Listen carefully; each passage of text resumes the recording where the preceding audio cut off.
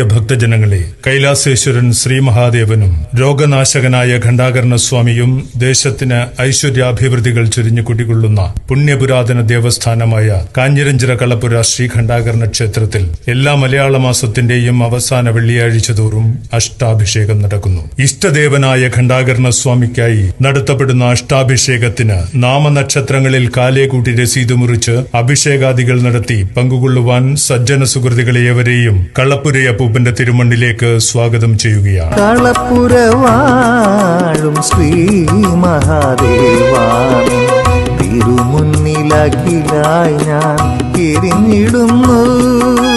ഏറ്റവും വിലപ്പെട്ട കാര്യങ്ങൾ ഏറ്റവും വേഗത്തിൽ ലഭിക്കുവാനായും സർവാഭീഷ്ട സിദ്ധിക്കുമായി ദേവന് സമർപ്പിക്കുന്ന അഭിഷേകമാണ് അഷ്ടാഭിഷേകം. ഗന്ധതൈലം, പഞ്ചഗവ്യം, പഞ്ചാമൃതം, പശുവിൻ പാല്, ഇളനീര്, തൈര്, തേൻ, കളഭം എന്നിങ്ങനെ ഉള്ള ദ്രവ്യങ്ങളെ ഉപയോഗിച്ച് ചൈതന്യം തുളുമ്പുന്ന ഭഗവത് ബിംബത്തിൽ അഭിഷേകിക്കുന്നു. ഉഷപൂജയ്ക്കനന്തരം സ്നാനഘട്ടത്തിൽ താളമേളവാദ്യങ്ങളോടെയും ഓം ശ്രീ ഖണ്ഡാകർണായ നമഃ എന്ന മന്ത്രങ്ങളോടെയും പുറത്ത് ഭക്തരും ശ്രീകോവിലിൽ മേൽശാന്തി, ശ്രീരുദ്രം, പുരുഷസൂക്തം, സംവാദസൂക്തം, സപ്തശുദ്ധി എന്നിങ്ങനെ ഇത്യാദി അഭിഷേക മന്ത്രങ്ങൾ കൊണ്ടും അഷ്ടാഭിഷേകം ദേവന് സമർപ്പിക്കുന്നു. ദേവന് സമർപ്പിക്കുന്ന അഭിഷേകങ്ങളിൽ അത്യുത്തമമാണ് അഷ്ടാഭിഷേകം. സർവാഭീഷ്ട സിദ്ധിയാണ് ഫലം.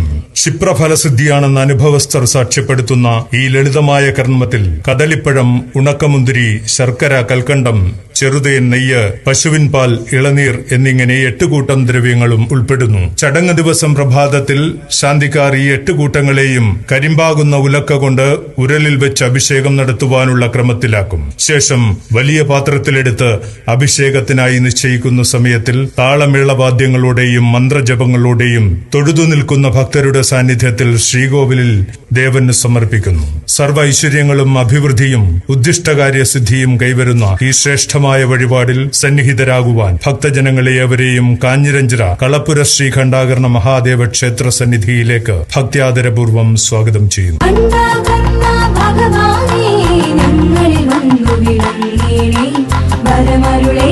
പ്രഭ ചൊരിയേ